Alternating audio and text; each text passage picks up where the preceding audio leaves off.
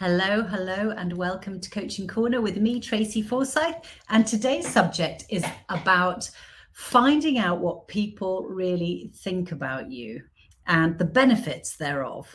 So I work with lots of people on their inner narrative and the self-critical stuff that they tell themselves and believe to be true. So that inner talk track, that inner critic, whatever you want to call it, that voice in your head. And whoever we are, and I've seen it happen at all levels, we normally walk around believing what goes on in our head and believing that what goes on in our head is about us is fact. And it's just not necessarily true. We tend to see the world through our own lens and judge ourselves through our own lens, whereas those around us might see it very, very differently. So if you are what I call a self-critical overachiever, like many of my coachees and mentees, I really, really recommend that you get into the habit of asking for feedback and testimonials on what you're like to work with. So I can already tell that you are probably squirming at the very thought. It's normally the reaction I get is like, ugh, But remember, if you were a product, you'd have this done for you, whether you liked it or not. And if you think about TripAdvisor, Airbnb, Amazon, anything that you buy online or book online, people give their feedback and you make decisions based on other people's feedback or their ratings. So, and if you were like TripAdvisor, Amazon, et cetera, they're a product maker. You would use that feedback to know whether they needed to tweak their services, change it, or just celebrate the fact that they were the number one product in their field. So in the same way, I think it's really useful for us all to get this feedback, positive or constructively critical, no matter how sort of like scary. So how do you do this? Yeah, well, you can just ask anyone you work with to either give you verbal feedback. So I would get into the habit of asking your boss for this, your peers, your direct reports, or you can ask them to give you email feedback. So just really, really super simple. How am I doing? Any suggestions for me? Are you getting what you need out of my contribution, my role, my whatever it is? Just those three little questions are enough. How am I doing? Any suggestions? Are you getting what you need?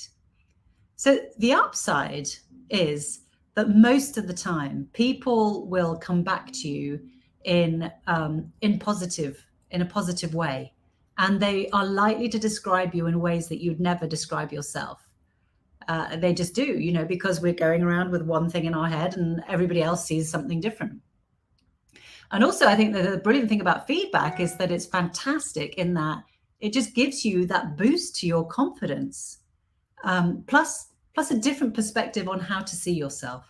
So I always think, actually that, which is more real, the version of me in my head or the version of lots of other people and the feedback that I get. And I suspect the kind of like the version that is more real is the one that those other people experience. So if you do walk around with that inner negative lens, seeing that objective positive lens is incredibly empowering. And the other reason I think feedback is fantastic is that you can then use it in your profile or your LinkedIn profile or your elevator pitch, like I'm known as, and then descriptive word, or people describe me as ... So if you feel uncomfortable, if you feel like, oh, I'm boasting or I'm an imposter, saying, well, I'm this and I'm that. But actually, if you've got it written down or somebody's fed that back to you in those words, then it's fact. I'm known as, people describe me as. So just to draw your attention, I do a whole Fast Track to Fearless module on my Fast Track to Fearless website about how to get and use fantastic feedback to create an amazing about me section on your CV or LinkedIn. So if you want any of those details, then I'm going to put the details down below. But basically, that's my message this week is get feedback, really find out what other people think of you, because I bet you it's going to be a positive experience or at least constructively critical. Anyway, so my last request is for you to give me feedback. Do you like these coaching corners? How am I doing? Do you have any suggestions for me for improvement? And are you getting what you need out of my contribution to you in terms of career confidence and fearless leadership? So let me know. I would love to hear it.